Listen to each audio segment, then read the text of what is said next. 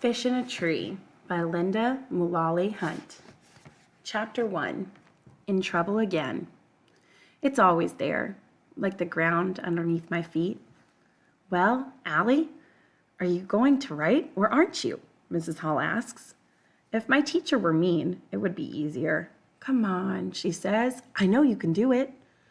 What if I told you that I was going to climb a tree using only my teeth? Would you say I could do it then? Oliver laughs, throwing himself on his desk like it's a fumbled football. Shay groans. Allie, why can't you just act normal for once? Near her, Albert, a bulky kid, who's worn the same thing every day, a dark t-shirt that reads Flint, sits up straight, like he's waiting for a firecracker to go off. Mrs. Hall sighs. Come on now, I'm only asking for one page describing yourself. I can't think of anything worse than having to describe myself. I'd rather write about something more positive, like throwing up at your own birthday party. It's important, she says. It's so your new teacher can get to know you. I know that, and it's exactly why I don't want to do it. Teachers are like the machines. They take quarters for bouncy balls. You know what you're going to get, yet you don't know too. And, she says, all that doodling of yours, Allie. If you weren't drawing all the time, your work might be done. Please put it away. Embarrassed, I slide my drawings underneath my blank writing assignment. I've been drawing pictures for myself being shot out of a cannon. It would be easier than school, less painful. Come on, she says, moving my lined paper toward me. Just do your best. 7 schools in 7 years, and they're all the same. Whenever I do my best, they tell me I don't try hard enough. Too messy, careless spelling, annoyed that the same word is spelled different ways on the same page, and the headaches. I always get headaches from looking at the brightness of dark letters on white pages for too long. Mrs. Hall clears her throat. The rest of the class is getting tired of me again. Chairs slide, loud sighs. Maybe they think I can't hear their words. Freak, dumb, loser. I wish she'd just go hang by Albert, the walking Google page, who'd get a better grade than me if he just blew his nose into the paper. The back of my neck heats up. I don't get it. She always lets me slide. It must be because these are for the new teacher, and she can't have one missing. I stare at her big stomach. So did you decide what you're going to name the baby? I ask. Last week, we got her talking about baby names for a full half hour of social studies. Come on, Allie, no more stalling. I don't answer. I mean it, she says, and I know she does. I watch a mind movie of taking a stick and drawing a line in the dirt between us under a bright blue sky. She's dressed as a sheriff, and I'm wearing black and white prisoner stripes. My mind does this all the time. Shows me these movies that seem so real that they carry me away inside of them. They're relief from my real life.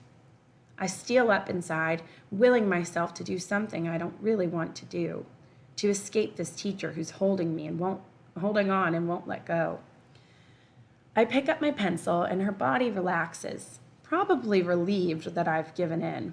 But instead, knowing she loves clean desks and things just so, I grip my pencil with a hard fist and scribble all over my desk. Allie! She steps forward quick. Why would you do that? The circular scribbles are big on top and small on the bottom, and it looks like a tornado. And I wonder if I meant to draw a picture of my insides. I look back up at her. It was there when I sat down. The laughter starts. But they're not laughing because they think I'm funny. I can tell that you're upset, Allie, Mrs. Hall says. I'm not hiding that as well as I need to. She's such a freak, Shay says in one of those loud whispers that everyone is meant to hear. Oliver is drumming on his desk now. I fold my arms and stare up at her. That's it, Mrs. Hall finally says. To the office now. I wanted this, but now I'm having second thoughts. Allie? Huh? Everyone laughs again. She puts up her hand. Anyone else who makes a sound gives up their recess. The room is quiet. Allie, I said to the office. I can't go see our principal, Mrs. Silver, again. I go to the office so much, I wonder when they'll hang up a banner that says, "Welcome, Allie Nickerson." I'm sorry, I say, actually meaning it. I'll do it, I promise. She sighs. Okay, Allie, but if that pencil stops moving, you're going. She moves me to the reading table next to a Thanksgiving bulletin board that's about being grateful. Meanwhile, she sprays my desk with cleaner, glancing at me like she'd like to spray me with the cleaner. Scrub off the dumb. I squint a bit, hoping the lights will hurt my head less, and then I try to hold my pencil the way I'm supposed to, instead of the weird way my hand wants to. I write with one hand and shield my paper with the other. I know I'd better keep the pencil moving, so I write the word "why" all over it, over and over and over, from the top of the page to the very bottom. 1, because I know how to spell it right, and 2, because I'm hoping someone will give me an answer. Chapter 2, Yellow Card. For Mrs. Hall's baby shower, Jessica shows up with such a big bunch of flowers from her father's florist shop that you'd swear she ripped a bush out of the ground and wrapped the bottom in foil. Whatever, I don't care. I found a bright card with yellow roses at the store, and a picture of flowers won't dry up in a week. I feel like it's my way of saying I'm sorry for being such a pain all the time. Max gives his present to Miss Hall. He leans back in his chair with his hands clasped behind his head as she opens it. He's given her diapers. I think he hoped to get a reaction from her and seems disappointed when she's happy. Max likes attention. He also likes parties. Just about every day he asks Mrs. Hall for a party, and today he's finally getting one. When Mrs. Hall slides my card out of the envelope, she doesn't read it out loud like the others. She hesitates, and I know that she must really love it, and I feel proud, which isn't something I feel very much. Mrs. Silver leans over to look. I figured I might finally get a compliment for once, but instead her eyebrows bunch up and she motions me towards the door. Shay has gotten up to look. She laughs and says, "The world gets dumber every time. Allie Nickerson speaks." "Shay, sit down," Mrs. Hall says, but it's too late. You can't make people unhear something. I should be used to this, but it still takes a piece out of me every time. As Shay and Jessica laugh, I remember how we dressed up as our favorite book characters for Halloween last week. I came in as Alice in Wonderland from the book my grandpa read to me a ton of times. Shay and her shadow, Jessica, called me Alice in Blunderland all day. Keisha steps up to Shay and says, "Why don't you mind your own business for once?" I like Keisha. She isn't afraid, and I'm afraid of so much. Shay turns, looking like she's ready to swat a fly. "Like it's your business?" she asks her. "That's right, it's not my business, but it's as much yours as it is mine," Keisha replies. Shay lets out a small gasp. "Stop talking to me." "Stop being mean," Keisha replies, leaning forward. Max folds his arms and leans forward across his desk. "Yes, there's going to be a fight," he says. "There isn't going to be a fight," Mrs. Hall says. Suki is holding one of her small wooden blocks. She has a collection of them that she keeps in a box I've seen her take out when she gets nervous. She's nervous now. Shay glares at Keisha. Keisha's new this year, and I'm surprised she said something. Everyone's all riled up, and I don't even know how this all happened. While Mrs. Hall tells them both to cool off and points out to Max that it's foolish to root for a fight, Mrs. Silver waves me towards the door. What the heck is going on? Once we're out in the hallway, I can tell by Mrs. Silver's face that this isn't going to be another one of those times when I'll have to say I'm sorry or explain why I've done something. The thing is, I have no idea why I'm even in trouble this time. I stuff my hands in my pockets to keep them from doing something I'll regret. I wish I could put my mouth in there too. "I just don't get it, Allie," she says. "You've done other things that have been inappropriate, but this is just, well, different. It's not like you." It figures. I do something nice, and she says it isn't like me, and I can't understand how buying a card is bad. "Allie," Mrs. Silver says, "if you're looking for attention, this isn't the way to do it." She has that wrong. I need attention like a fish needs a snorkel. The door swings all the way open, hitting the lockers, and Oliver springs from the room. "Allie," he says, "I think you gave her that card to tell her you're sorry she has to leave us to go to some dumb baby. She's probably really sad. I feel sorry for her, too." What is he talking about? "Oliver," Mrs. Silver asks, "is there a reason you're out here?" "Yeah, I was going to go to the boys' room. Yeah, that's it." And off he runs. "Can I just go now?" I blurt out, feeling like the job of just standing here is something I can't do for another second. She shakes her head a bit as she speaks. "I just don't get it. Why in the world would you give a pregnant woman a sympathy card?" A sympathy card, I think. And I think some more. And then I remember, my mom sends those to people when someone they love dies. My stomach churns, wondering what Mrs. Hall must have thought. "You do know what a sympathy card is, Allie, don't you?" I should deny that I know, but I nod because I don't want to have to hear Mrs. Silver explain it. And besides, she'll think I'm even dumber than I am, if that's possible. Then, why would you do such a thing? I stand tall, but everything inside shrinks. The thing is, I feel real bad.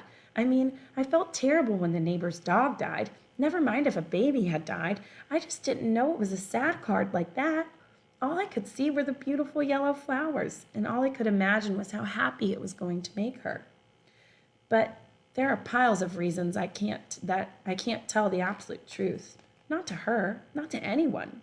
No matter how many times I've prayed and worked and hoped, and reading for me is still like trying to make sense of a can of alphabet soup that's been dumped on a plate.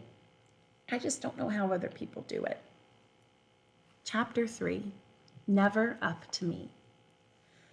Leaning against the wall in the hallway, I stay quiet. Some little kids walk by, reminding me that I'm in 6th grade, the highest grade in the school, but I feel like a baby. "Allie, do you have anything to say?" Mrs. Silver asks. I'm afraid to open my mouth because sometimes things just come out that get me in more trouble.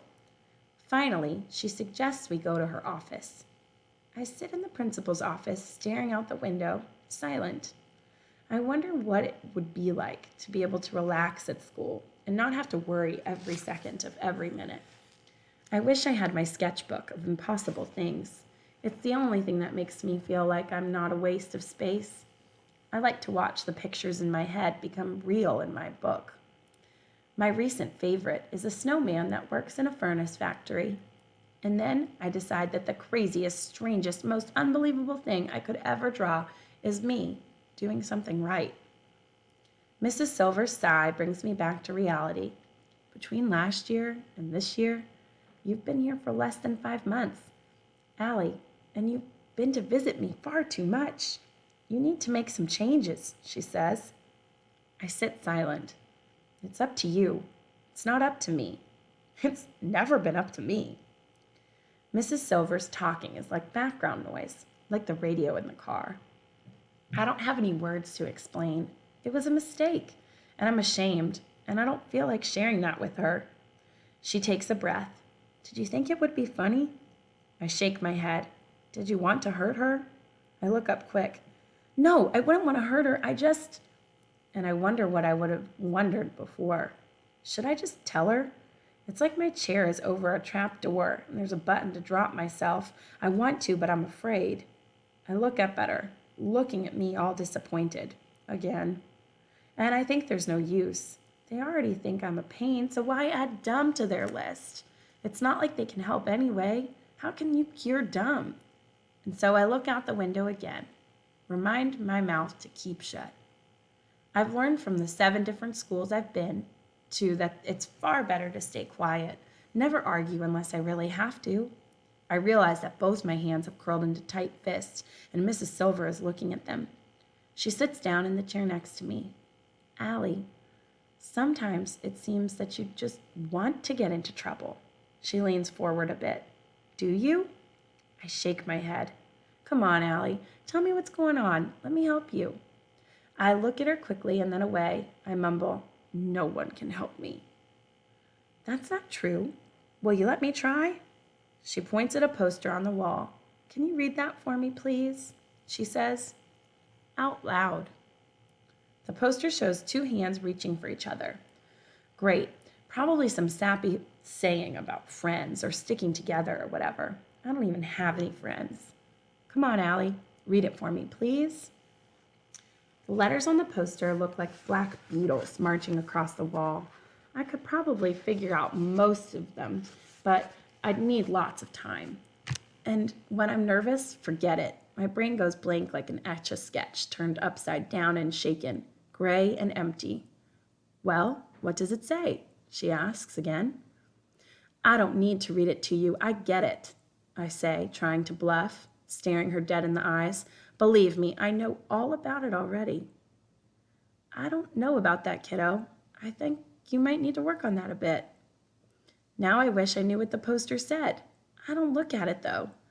Then she'll want to talk about it more. The bell rings. Mrs. Silver rakes her hair with her fingers. Allie, I don't know if you thought the card could be funny or you were upset about Mrs. Hall's leaving or what, but it feels like you've crossed a line this time. I imagine myself crossing the finish line, my body breaking the bright red ribbon, the crowd cheering as confetti spins through the air. But I know this is not what she means. As of Monday, your new teacher will be Mr. Daniels. Let's try to avoid any negative consequences, okay? I think about me avoiding consequences would be like the rain avoiding the sky. She waves me out, and as I stand, I look at that poster again. I wish I knew what it was I should learn, because I know that I should know a lot more than I do. She sighs as I leave her office, and I know she's tired of me. Even I'm tired of me. As I run from the office, the hallways are filling with kids. I head back to my classroom to apologize to Mrs. Hall before the buses leave. I run up behind her, tap her on the shoulder. When she turns around and looks at me, her face goes sad before straightening out. I stand there thinking how sorry I am, hoping she doesn't think I'd wished anything bad on her baby. But I can't find the words. My mind does the Etch-a-Sketch thing, blank. What is it, Allie? She finally asks. She puts her hands on her big belly like she needs to protect it. I turn and run out of the room, down the hall and out the front door. The buses are pulling away without me, and that's the way it should be. I guess I deserve to walk all that long way and all by myself.